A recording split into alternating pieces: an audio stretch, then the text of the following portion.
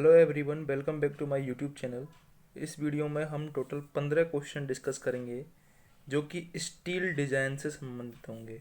Steel design, तो आप video को एंड तक ध्यान से देखें और अगर आपको वीडियो हेल्पफुल लगे तो चैनल को सब्सक्राइब ज़रूर कर दें। पहला क्वेश्चन है, in a plate girder the web plate is connected to flange plates by fillet welding. The size of the fillet welds is designed to safely resist. हमसे पूछा गया है कि फ्लैट बेल्ट जो हम डिजाइन करते हैं वो किसको रजिस्ट करता है। ऑप्शंस हैं the bending stress as in the flange as, the vertical shear force at the section, the horizontal shear force between the flanges and web plate. तो correct answer is C option. The size of flat belts is designed to safely resist the horizontal shear force between the flanges and web plate.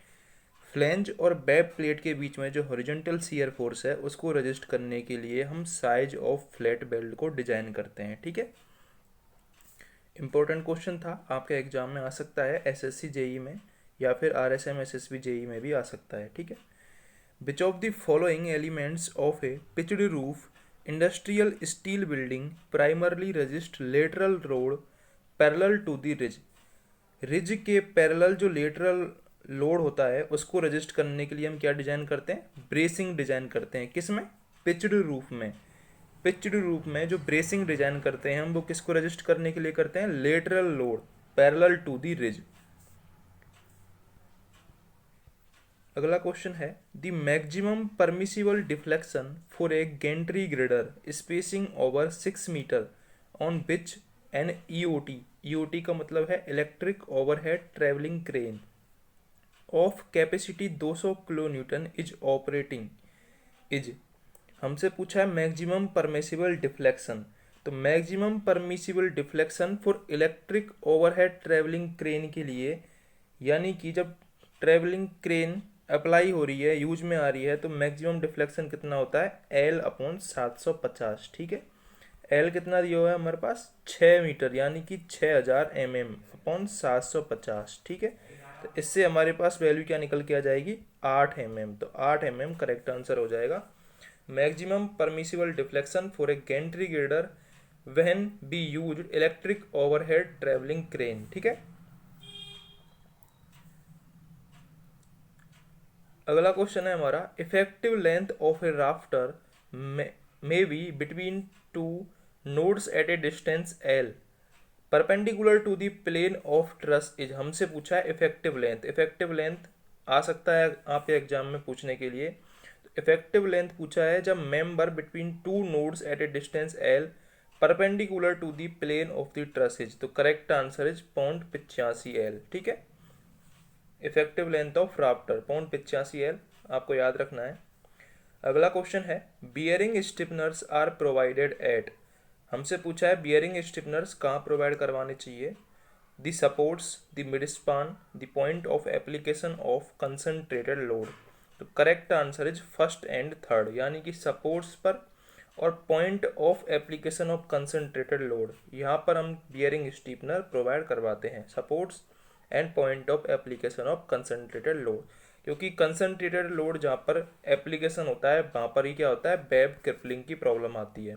Web crippling, इसको resist करने के लिए, crippling की problem को resist करने के लिए हम बियरिंग स्टिफनर्स प्रोवाइड करवाते हैं। ठीक है,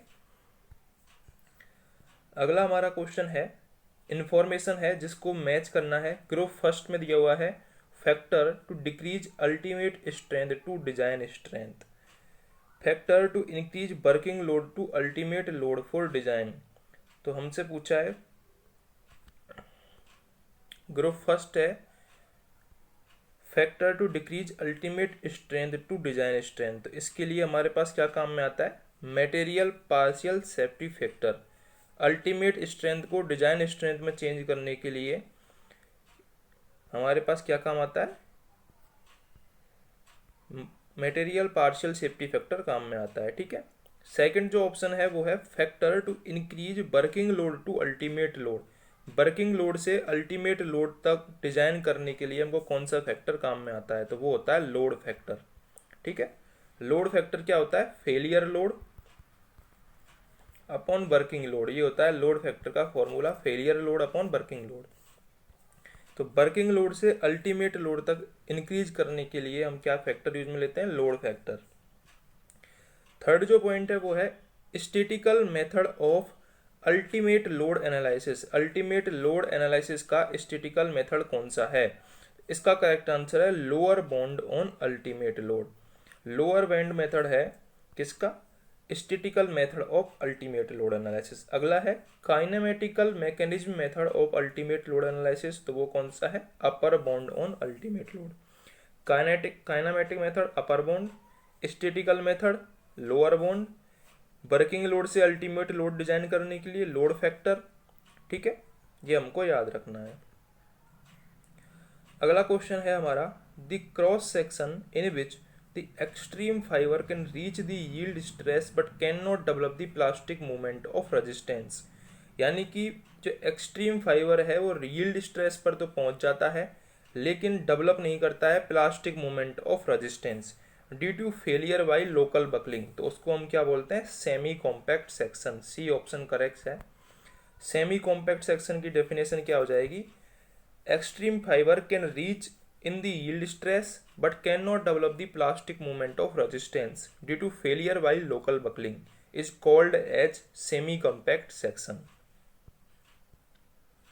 अगला हमारा क्वेश्चन है in the theory of plastic bending of beams the ratio of plastic movement to yield movement is called as shape factor। Shape factor की डेफिनेशन है प्लास्टिक मूवमेंट यानी कि plastic modulus Z upon yield modulus elastic modulus. ठीक है, plastic modulus upon elastic modulus को क्या बोलते हैं हम? Shape factor. अगला क्वेश्चन क्या है? The shape of the cross sections which has the largest shape factor is. Largest shape factor किसका होता है? ऑप्शन है रेक्टेंगुलर, तो रेक्टेंगुलर का शेप फैक्टर होता है 1.5। इसके बाद है आई सेक्शन, आई सेक्शन का होता है 1.12 से 1.15 तक। ठीक है, सॉलिड सर्कुलर, सर्कुलर का होता है 1.69 यानी कि 1.7 मान सकते हैं। ठीक है, इसके बाद डायमंड, डायमंड का होता है 2। तो सबसे ज़्यादा पूछा है हमसे, सबसे ज़्यादा किसका करेक्ट हो गया? डायमंड का। रेक्टेंगुलर का 1.5, आई सेक्शन का 1.12 से 1.15, सॉलिड का 1.69 एंड डायमंड का 2। तो हमको याद रखने हैं, शेप फैक्टर आपसे एग्जाम में पूछा जा सकता है। ठीक है, अगला क्वेश्चन है ए cantilever beam of length L and A cross section with shape factor F supports A concentrated load P S Son below. एक कैंटिलीवर सेक्शन है जिस पर एक लोड लगा हुआ है पी, एल लेंथ है। ठीक है, और एक एल पी, एल पी क्या है यहाँ पर? Length L P of the plastic equals the plastic movement M P. ठीक है, अब हम सिमिलर ट्राइंगल से इसका पहले तो फॉर्मूला बनाओ, डायग्राम बनाओ मूवमेंट का। ठीक है, तो एल पी के लिए क्या मूवमेंट बोला है उसने? M P. ठीक है, ये एम पी है, ये एम बाई है। ठीक है, तो अब यहाँ से हमको सिमिलर ट्राइंगल का फॉर्मूला लगा देंगे इसमें, इस वाले ट्राइंगल में और इस वाले ट्राइंगल में। ठीक है, तो क्या लग के आएगा वो देखते हैं अपन।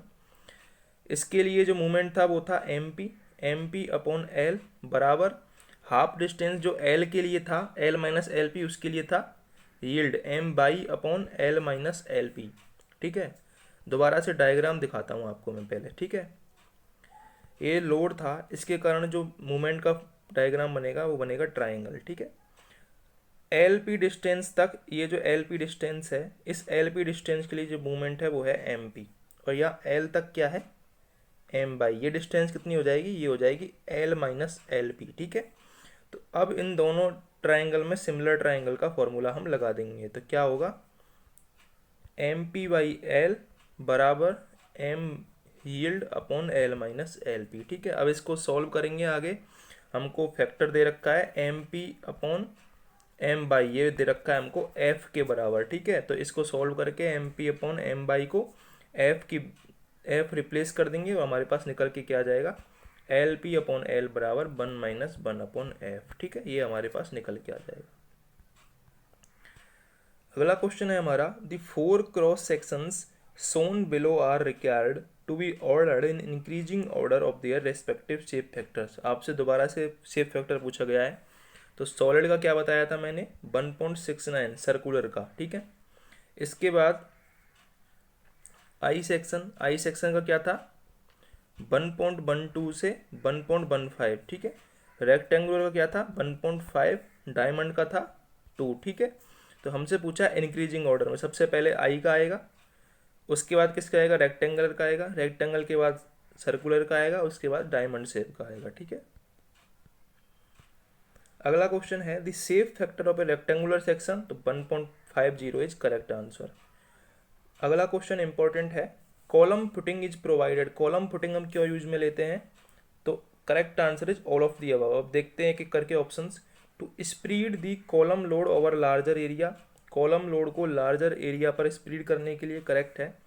To ensure the intensity of bearing pressure between the column footing and soil, bearing capacity को इंक्रीज करने के लिए, ये भी करेक्ट है। To distribute the column load over soil through column footing, column load को सॉइल पर डिस्ट्रीब्यूट करने के लिए हम कॉलम फुटिंग को यूज करते हैं। तो तीनों ऑप्शन इसके करेक्ट हो जाएंगे, ठीक है। अगला हमारा क्वेश्चन है, when the upper column does not provide full bearing area over lower column, the column splice is provided with the following assumption, column splice हम प्रोवाइड करवाते हैं जब लोअर कॉलम होता है उसके ऊपर का जो अपर कॉलम होता है वो फुल बियरिंग एरिया प्रोवाइड नहीं करवाता है, तो हम कॉलम स्प्लाइस प्रोवाइड करवाते हैं। और उसके लिए अजम्पशन क्या यूज में करते हैं, bearing plate is assumed as a salt beam to transmit the axial load to the lower column section, ये करेक्ट है। बियरिंग प्लेट अज्यूम करते हैं सॉल्ट बीम की तरह जो ट्रांसमिट करती है एक्सियल लोड को लोअर कॉलम सेक्शन पर।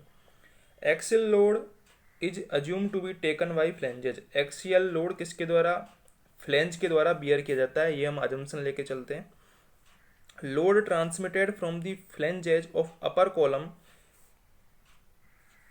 And reactions from the flanges of lower columns are equal and form a couple, जो फ्लेंजेज के द्वारा जो लोड ट्रांसमिट हो रहा है अपर कॉलम और लोअर कॉलम का, वो एक कपल फॉर्म करता है और इक्वल होता है, ये हम अजम्पशंस करके चलते हैं। ये तीन अजम्पशंस हैं कॉलम स्प्लाइस के लिए, जब upper column does not provide full bearing area over lower column, ठीक है।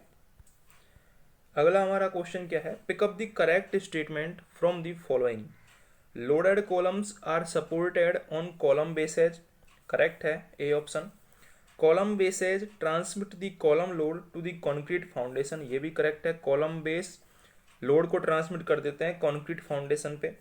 Column load is spread over a large area on concrete, column load large area of concrete पर स्प्रीड कर दिया जाता है, तीनों ऑप्शंस करेक्ट हैं, ठीक है। अगला लास्ट क्वेश्चन है हमारा, in a grillage footing the maximum shear force occurs at the, grillage footing में जो मैक्सिमम शियर फोर्स है वो कहाँ पर ऑश्योर्स होता है, एज ऑफ बेस प्लेट पे, ठीक है। In grillage footing the maximum shear force occurs at the edge of base plate. Thank you friends, अगर आपको वीडियो हेल्पफुल लगी हो तो चैनल को सब्सक्राइब जरूर कर दें।